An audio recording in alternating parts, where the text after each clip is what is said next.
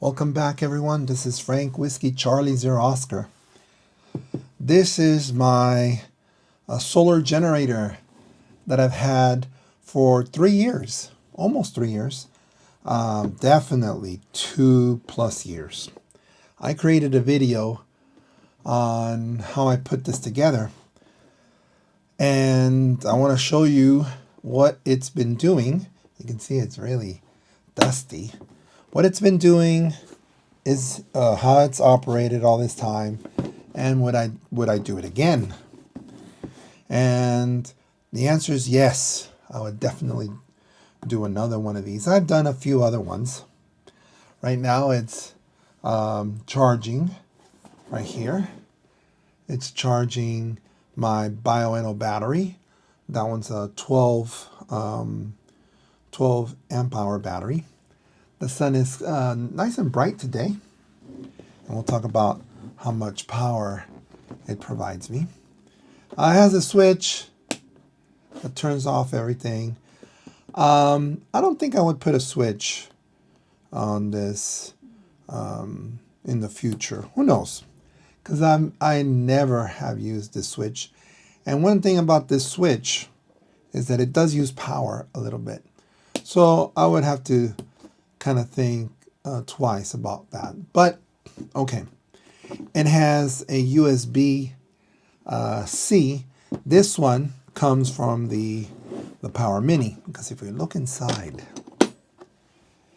the Buddy Pole Power Mini, it has its own USB going out.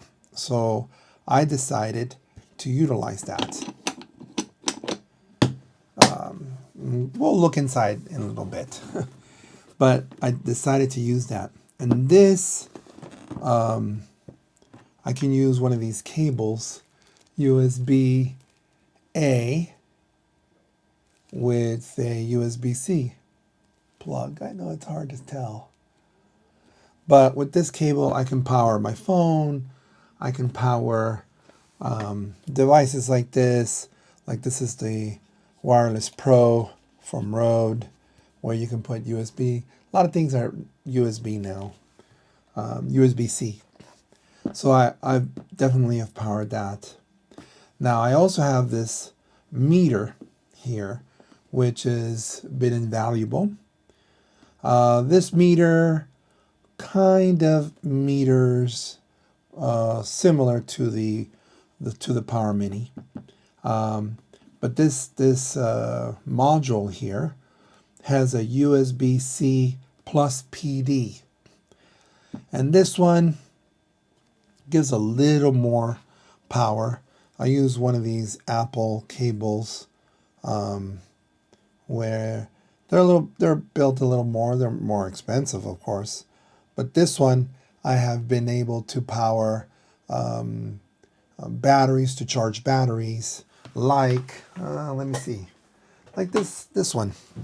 Like the Anchor, which is also another PD right here. So this has been filled up with sun power, which is pretty cool. It's really nice to power things by the sun, and you don't have to pay the electric company. And it comes with the QC port. I'm not sure how powerful that is, but that I have that also to charge things like a mouse, or power anything that needs USB power. And it has a cover. I don't use these covers. Then on the other side, let's look at what we got. Okay, what we got here? We got these two, and another. We have 3 Anderson power poles, and I think these are the same color because they come from the same port. But what would I want to have so many? Well, one of them is that I can power a 12-volt light bulb, and if I put that, and I can put it here, let's say. These Anderson power poles are really nice. And here I didn't put one of those boots. I should. And so far this has worked very nicely. And what I can do, and you can't see here, but I'm going to turn on the light. See that? It gives me another light, 12 volt bulb. I guess a 12 volt bulb. I leave that one at night, and this will definitely keep that light on for easily more than 6 hours. So that's there. And we'll just turn off the light for now and unplug this. These are a little bit, these were inexpensive. It has screws to put these on. I think I would just buy the ones that has like a large nut to tighten this to look a little bit better. I also have my Yaesu VX6 charge, this carrier. This one charges the radio much faster. And I have the proper barrel connection in the back because it comes with a connection, I think. And I just cut that out. And I put an Anderson power pole. And one has a stripe, which is a positive, and the other one doesn't have a stripe on the cable. And this one's just connected there as well. So I have the light, I have this one, and it's running all that time. So that's a nice setup, so that I don't have to use the wall plug, and it's all sun powered.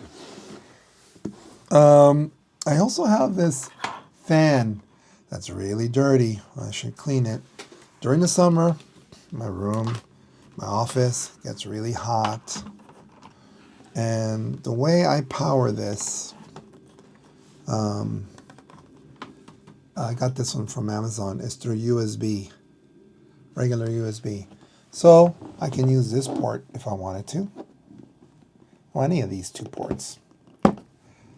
That one, or this one, right?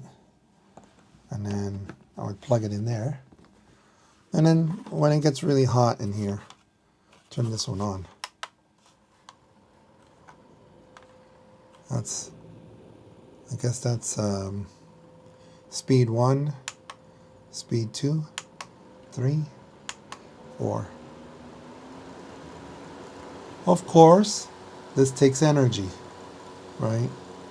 Let's keep that on. Oh, hold on. It's a little fickle.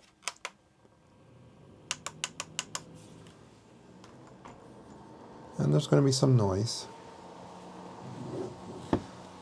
But that's connected. Let's see what happens. And I'm going to disconnect the sun for a moment. Okay. And this right here, you'll see that this value will start going down. It says 14.1, 14.0. The moment it starts, the battery starts draining, this value of 14.3 will go down. 14.3 tells me it's fully charged. Rarely goes to 14.4 or 14.5 because the solar controller, the thing that's in there to control the sun power, is managing all that for me.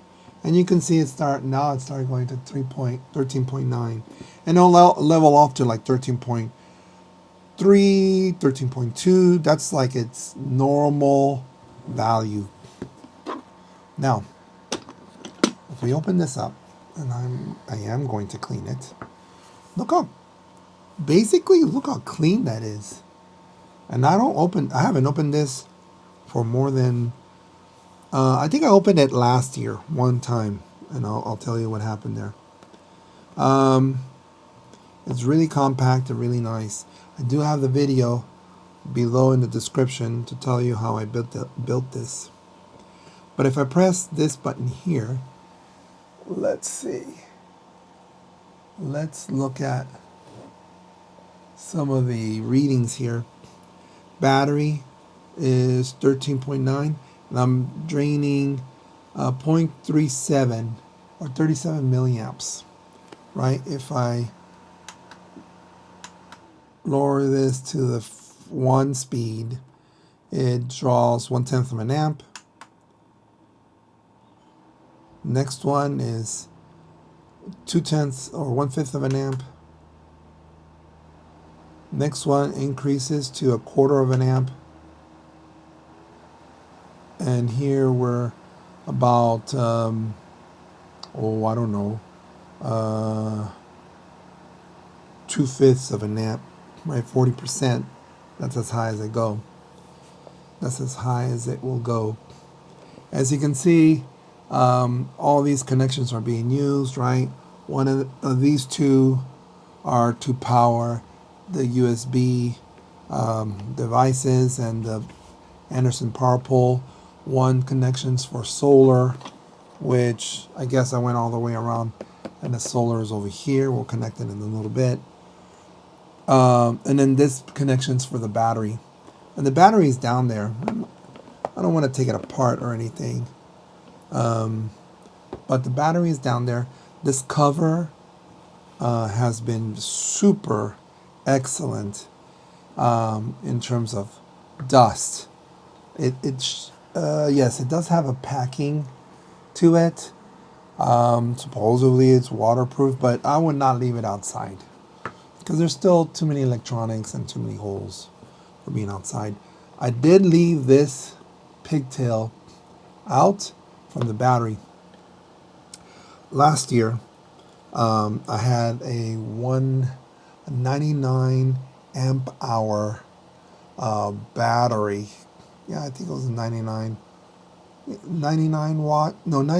watt hour battery. And this was charging it. I left, and when I came back, it drained all the power from this. And then I had to reboot it. And so this, I just, Anderson the Bioenno company, they provide you with a charger. You have to buy the charger separately, and so you can charge it. So one thing I can do is charge it from the wall, and then still charge it from the sun. But I never do that. But that time it just drained the battery completely. So as you can see, I can have a nice breeze, and maybe I'll buy another one a little more powerful. But it's really nice. It gives me a nice breeze. Okay, now let's take the power from the sun. And this is it right here. Let's see what happens. Let me plug it in here. Okay. And there it goes. Right, we're getting 3.36 amps on a 100-watt panel. The 100-watt panel probably will give me, if it's clean and it's pointing at the sun, maybe 7, maybe 8 amps.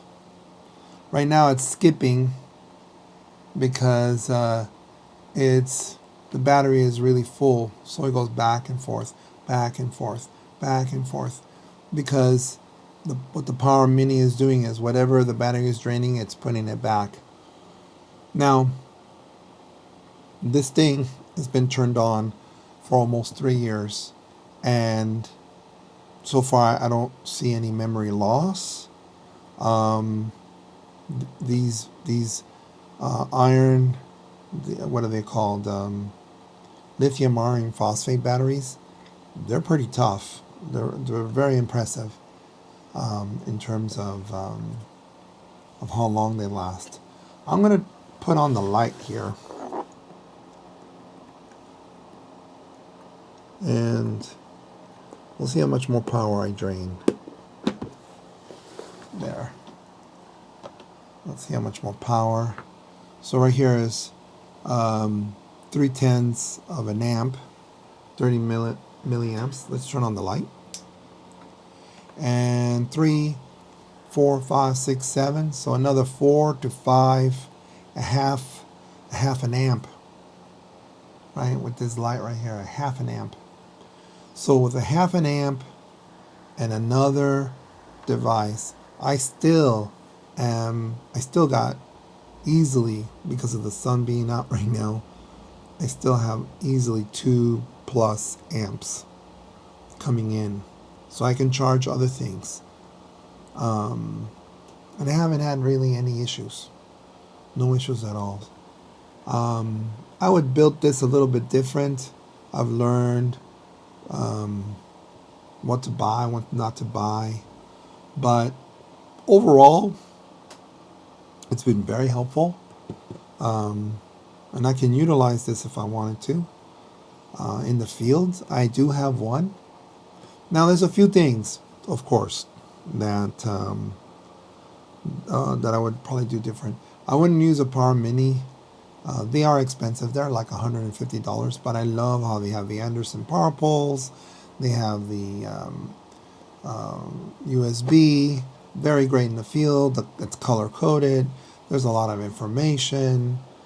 It does take some power from the battery. And yes, I know there's other charge controllers that are better, less expensive. And sure, they might not have Anderson power poles, and you can, put wires in it, and you don't have to spend so much. I get it. But as a beginner, you know, 3, 4 years ago, this was my solution. Very elegant, very easy. It makes me learn about Anderson power poles and how they work. It helped me understand how these sockets work. You know, that I had step drills that I had to use for the holes here.